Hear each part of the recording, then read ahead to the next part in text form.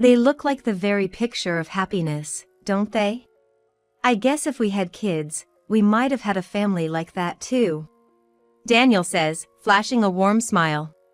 His grin is soft, as though he's looking at something dearly beloved.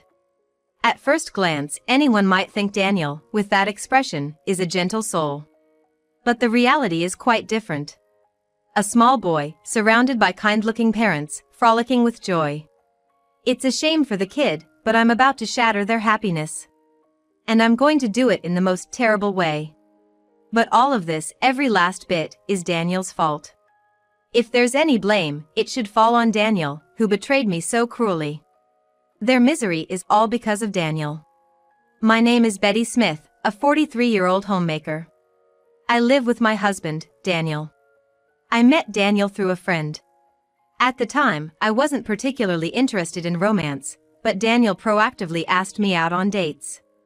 Gradually, I started to have feelings for Daniel and we started dating, which led to our marriage. We never had kids. It wasn't a fertility issue or anything. Daniel was always busy with work and was frequently away from home from the start of our marriage. With his frequent business trips and him being gone for days, we just didn't have much time to spend as a couple. Sure, if we had kids, we could have experienced the happiness that comes with an expanded family. But we were perfectly happy with just the two of us. Even without children, being able to live with the person I love most. It was more than enough to make me happy. I believe Daniel felt the same. But at the same time, I had my doubts. I didn't want to suspect Daniel, but he was indeed always busy. Another business trip? This is the third one this month, right? And this time you're going to be gone for a week? That day, when Daniel returned from work, he told me he had another business trip scheduled. From what I could gather, he had to travel far this time, requiring a flight, and it seemed he wouldn't be able to return for about a week. This was already his third trip this month. Sure, work can be busy, but there are limits. What's more, he's been working overtime daily, to the point where we, as a married couple, barely have the chance to see each other. Daniel, it's really odd that you're this busy. Isn't your company one of those infamous black companies? Maybe you should consider a job change. We could manage our finances for a month or two.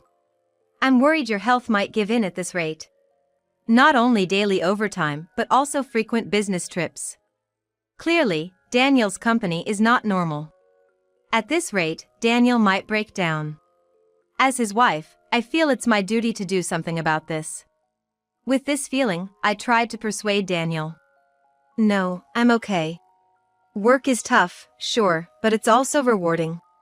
I'm sorry for being away so much, it must have been lonely. But, working is important for our life together, Betty.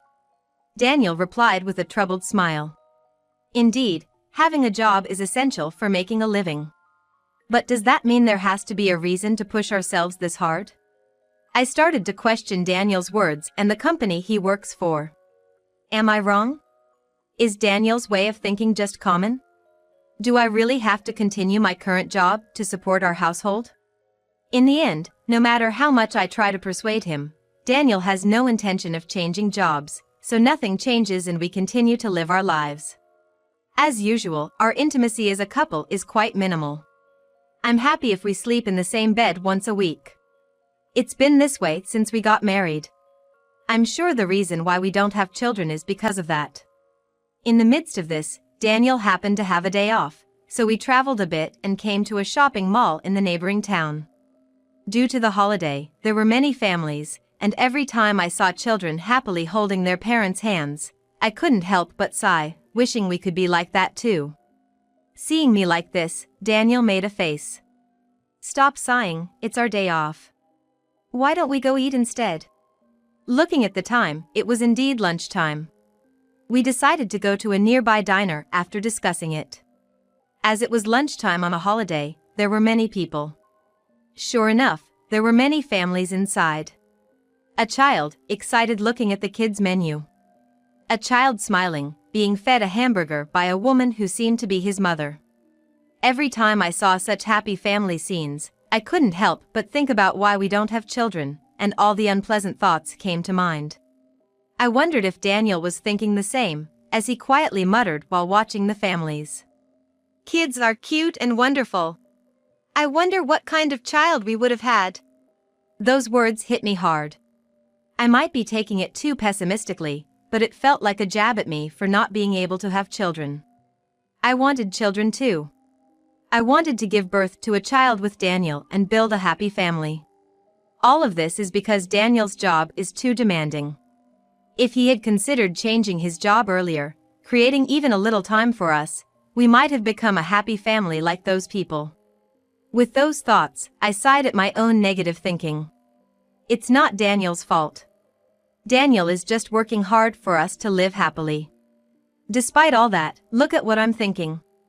Maybe I was so fed up with my own thoughts that the food brought to us didn't taste good. I felt like Daniel was looking at me with a displeased face. In the end, I couldn't even enjoy the rare outing with Daniel that day. Since that time, my relationship with Daniel became strained. There was something I felt towards our child, and unconsciously I started to distance myself from Daniel, but I had a feeling that Daniel was also somewhat avoiding me. I knew this couldn't continue, but I had no idea what to do.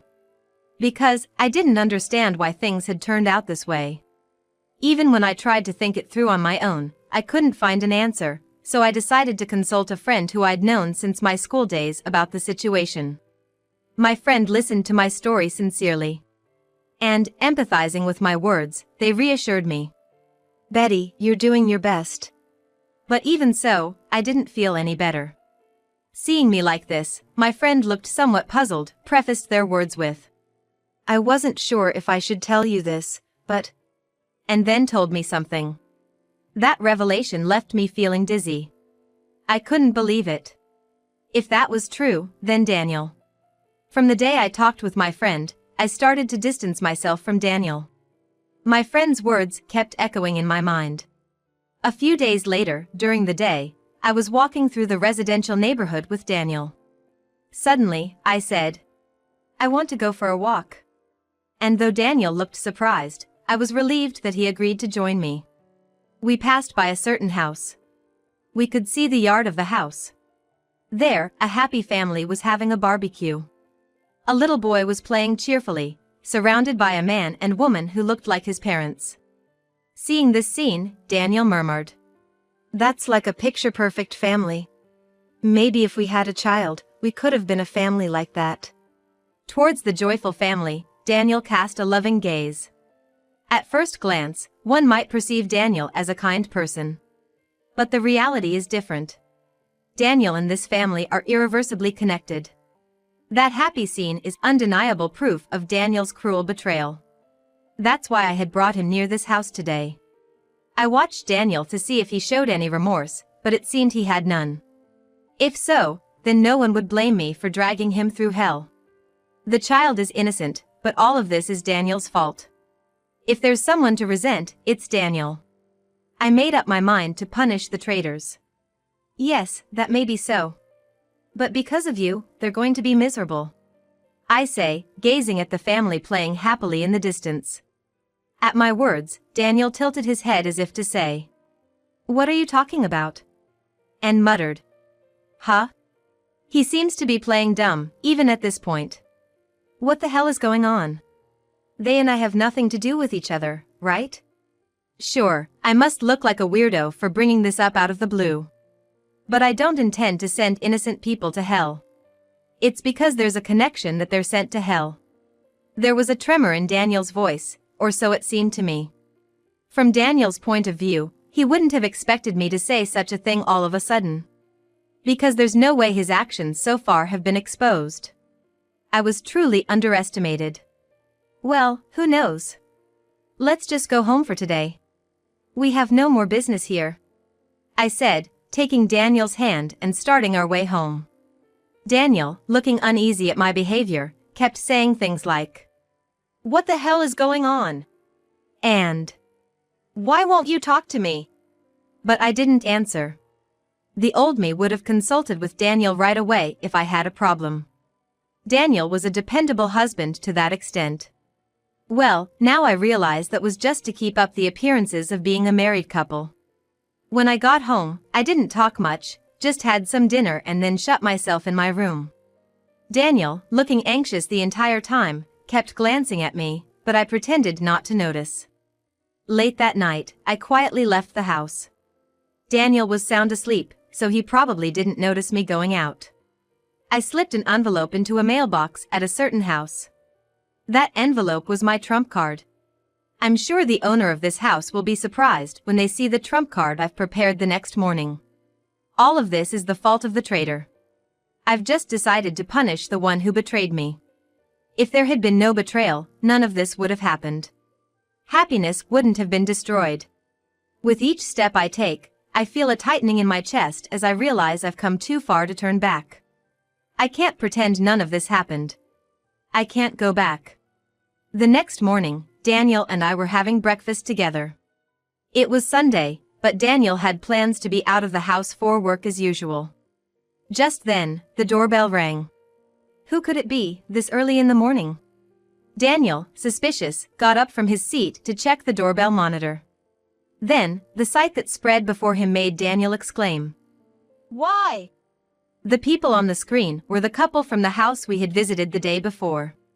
A man, presumably the husband, his face red, spoke through the intercom. "Sorry for disturbing you so early in the morning. We have something to discuss, could we come in?" Watching the man, the woman turned pale, exclaiming, "Oh, hold on, please stop. Let's go home. We can't trouble these people." Apparently, it was the man's decision to come to our house, and the woman seemed to have followed him, trying to stop him somehow. "Why are they here? What's going on?" Why had they come to our house? In Daniel's mind, it seemed like their visit to our house was not a good thing. While nodding in agreement, I opened the front door. "You saw that envelope, didn't you? Please come in. Let's talk face to face." As I said that envelope, the man's eyes widened. Yes, it was their house that I had slipped the envelope into late at night. When I invited the two of them into our house, Daniel turned ashen as if flustered. Ignoring Daniel, I made the couple sit down and served them tea. Daniel, who could not digest the situation, kept saying, "Why?" The woman, who was eager to go home. And the man, looking at both of them alternately, his eyes full of determination. The cast was now properly gathered here. It was time for the revelation. "You came here because you saw this picture, didn't you?" I said, laying out the contents of the envelope I had taken out of the cupboard onto the table. The inside of the envelope were the same as what I had put into their mailbox last night. There were a lot of pictures. In each picture, Daniel and the woman were walking arm in arm in the city at night, looking very friendly. Yes, they were having an affair. The reason I knew this was because one day, when I was talking to a friend, she told me, "I saw Daniel walking arm in arm with a woman in the city at night." At first, I couldn't believe what she said. That night, while Daniel was in the bath, I checked his smartphone that he had left in the living room. His password was so careless that even I could easily see what was inside. There were text exchanges with a certain woman. It seems that the two of them have known each other since their student days and apparently were close even before I started dating him. They seem to have drifted apart upon starting their careers, but they happened to reunite at a class reunion and apparently started dating from there. In other words, while he was in a relationship and even married to me, he was fooling around with another woman. This is unforgivable. With this thought, I hired a private investigator to track their movements. Then, the evidence started piling up. Moreover, she had a child. By calculating backwards from the time the child was born, it was discovered that the likely conception period coincided with a week-long trip the two had taken. All this while, I had believed Daniel's absences were due to his busy work schedule. But that was a lie. It seemed he was simply spending time with her, coming home late and frequently going on business trips. She, like Daniel, probably used the excuse of being busy with work to spend time with him, all to avoid arousing suspicion from her husband. This means, the child Daniel once looked upon so affectionately was his and her child. When I explained all this in my own words, the man's face turned beet red and he grabbed the woman by the collar. It's not like that. Everything she's saying is a lie. That child is yours, there's no doubt. The woman shouted out in desperation. But the presence of the photographs made it clear, at least the infidelity was a fact. The man's anger did not easily dissipate. I'm divorcing you. Be prepared, the man declared loudly. The woman was sobbing, pleading. Wait. And it's not like that. And I let out a sigh, wondering what she thought was wrong. As I watched their dispute, I casually glanced at Daniel and noticed him breaking out in cold sweat, perhaps feeling apprehensive about the upcoming events. Of course, it wasn't just her who was at fault for the affair. Daniel too needed to face his consequences. It seemed the man was somewhat satisfied with demanding a divorce. His face still held the traces of anger, but he said nothing more and took his seat. It was as if he was passing the baton to me. Of course, Daniel, you will face appropriate consequences too, okay? Your actions are a clear act of betrayal. And you've been fooling me for years, I said, smiling slyly. When I first discovered Daniel's betrayal, I struggled to accept the reality and prayed again and again that it was just a dream, but once things started to progress, I didn't feel that way anymore, and all I could think about was sending Daniel straight to hell. My words made Daniel's face turn pale and he fell to his knees. Please, forgive me. I admit that I was involved with her, but it's you that I truly love. That's why even when she had a child, I didn't divorce you, and I wanted us to stay together as a couple. I would have been fine just being with you, even if we didn't have a child. Suddenly, Daniel started saying things that were all too convenient. At that, Daniel's words made a woman's face turn beet red as she lunged at him, exclaiming, "What's that supposed to mean?" Ignoring her, Daniel continued. It was all just a fling with her. I was just under a spell. The only one I truly love is you, Betty. I don't care about the kid or her. As long as I'm with you, that's all that matters. Normally, being told by your loved one that you're all they need would be something to rejoice about. But I couldn't believe Daniel's words anymore. After all, there was a time when Daniel undoubtedly looked at that boy with love. Because he clearly felt affection for that child. You say you don't care about the kid, but that's a lie. You've been talking about having children for a while now. You've always wanted a child, haven't you?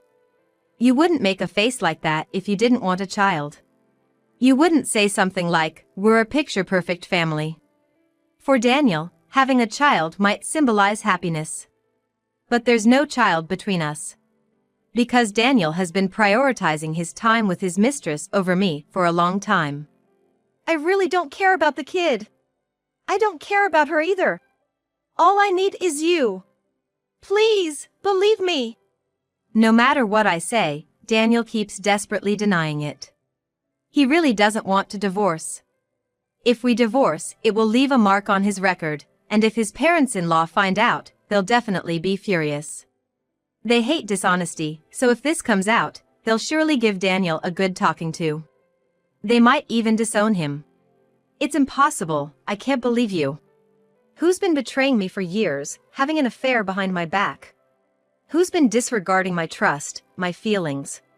And yet, you didn't want to have a child with me, but you had a child with your mistress without a second thought. There's no way I could believe you after all that. Let's divorce. I can't continue as a married couple with you anymore. I told him clearly. At my words, Daniel looked desperate. If it had been the old me, it would have taken a lot of courage to even mention the word divorce. Because I loved Daniel that much.